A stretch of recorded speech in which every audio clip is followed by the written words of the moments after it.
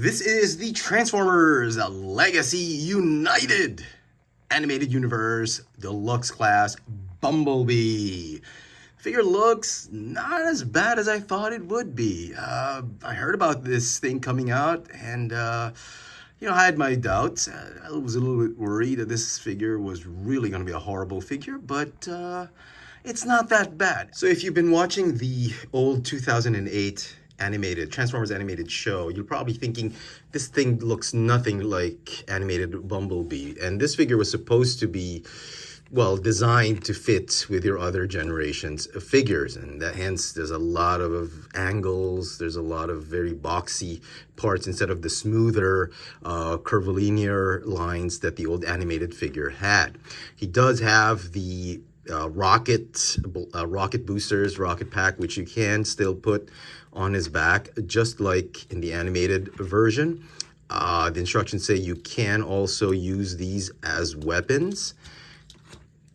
You could use them as blaster pistols. They're done in this really nice smoked clear plastic. Very hard, very solid plastic.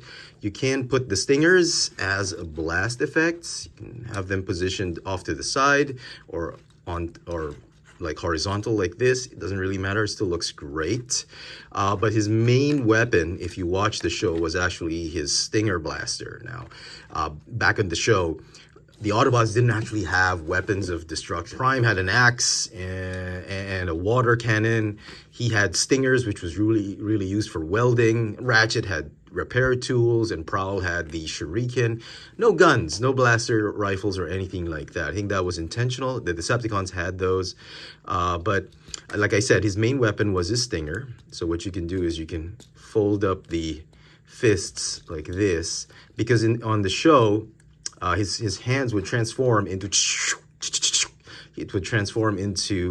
a stinger, and then he would use it to weld. So he was really a repair bot more than a warrior. So I think that was the intention of the show, that you don't need guns to actually win a battle or war against the Decepticons. So you could connect, and that would recreate his old gimmick. He would sting Decepticons. It was sort of like a stun. It wasn't even, I don't think he could even kill a Decepticon unless he put it on high power. If he put too much, he'd really shock a Decepticon. But it's really just like a taser. I can subdue, but it won't kill. Articulation for the figure: the neck is on a ball joint, and there's a hinge right here that allow you to make the neck look up. He's got a waist swivel. The arms have a lot of articulation, actually. You can move the shoulders up and down because of transformation. There's a hinge that will allow you to move the arms sidewards. There's another hinge right here, which will allow you to rotate the arms forward and backward by just about 100 degrees. And then there's another hinge right here on his bicep that will allow you to move the arm up and down because of transformation. There is a bicep swivel.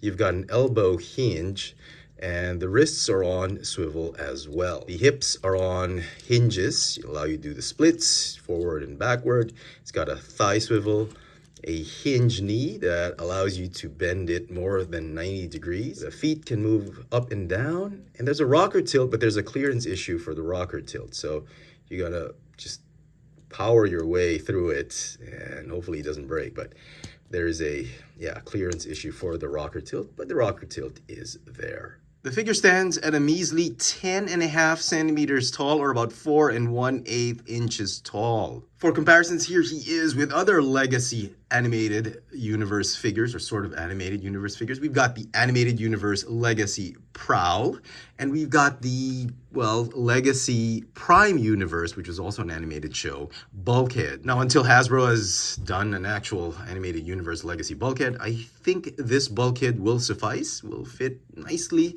with the rest of these animated figures. Now, he is very tiny compared to Prowl. I remember on the show, he should have been up to here. And here he is with the original Voyager class, animated Bulkhead and Optimus Prime. And here he is with a couple of other Bumblebee figures. We have the, Earthrise or Buzzworthy Bumblebee Deluxe class Bumblebee. This was from the 4-pack. And then this is the original a Transformers animated Deluxe class Bumblebee. So in 2008, which was the year this figure was released, Deluxes were about this big.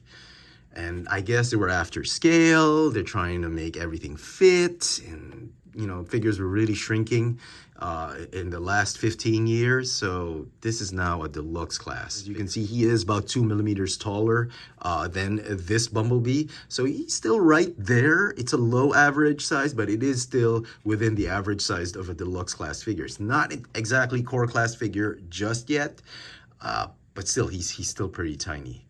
Compared to what we're looking at right here back in 2008. Now, if you want to see how the Stinger looked back then compared to right now, I want to say this one is actually a lot more accurate to how it looked like in the cartoon. This one obviously wasn't. They had to make compromises so it would fit inside his arm.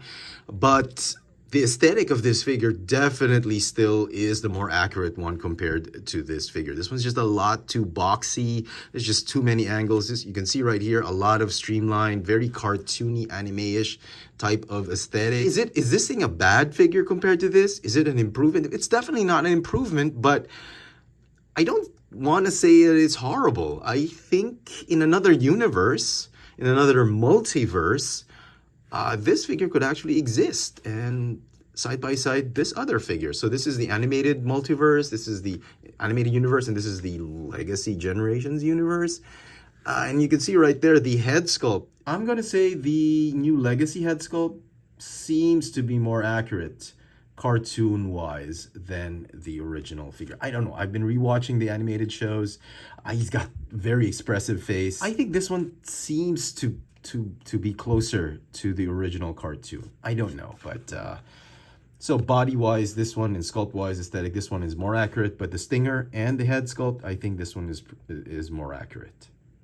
So transformation. Go ahead and fold up the fists inside the forearm. Okay, you want to keep the panels up like this. Okay, line them up, and they're going to form the doors of the car later on. Okay, now unpeg the chest. You want to fold the entire head and chest assembly up. You want to rotate that waist and fold down that pelvis or that bottom ab crunch right there. Fold the heel spurs. Go ahead and fold up the toes. These panels are going to open up like this. The knees are going to fold in. You want to rotate the side of the legs. Go ahead and fold up the feet. Close those sides of the legs and form the bonnet or the hood of the car. Fold, tab in the windshield onto the hood. You want to fold the shoulders in. Fold the shoulders in, and then you're going to make your way, you make the arms fold up and just attach to the legs. Okay, and you're almost done. The bumper, backpack, it's going to fold down and squeeze in. The backpack is going to tab onto the shoulders. And there you go. There is Animated Universe Legacy United Bumblebee in his alt mode. It's sort of like a chibi little minivan or mini car or a mini. You can obviously put the rockets up here, and then the stingers act as like blast effects. That. Yep, I'm gonna take that off for now so we can do some comparisons. He is with the Earthrise mold. Yeah, he is tiny. Very tiny. And then here he is with the original animated mold. Okay, he looks horrible compared to this one, obviously. I mean, there's just this whole thing right here, which feels so empty without the rockets. But this one, even without the rocket boosters, because the rocket boosters just fit like this. So even without it, that side of the car looks complete. This one just really looks incomplete. So yeah.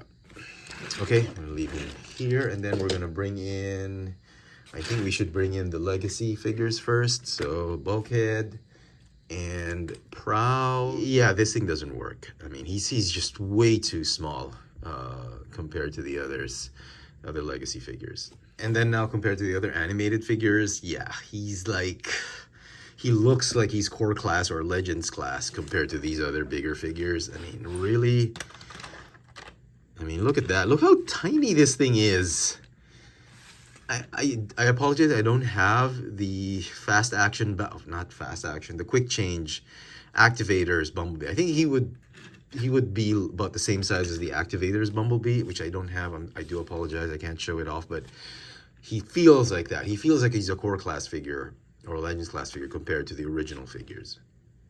And so some final thoughts on this Legacy United Animated Universe Bumblebee. Well, it's not a horrible figure, like I said in the beginning. If it's the first time you're experiencing the animated universe and you just started collecting, this Bumblebee figure isn't too bad. Is it a great figure? No. Is it a replacement for the animated Bumblebee figure right there at the back?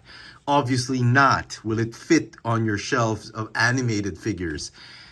Sure, if you use a lot of imagination, but it's a G1 styled, generation styled animated Bumblebee. If you're completely okay with that idea, then sure, go ahead and get this figure.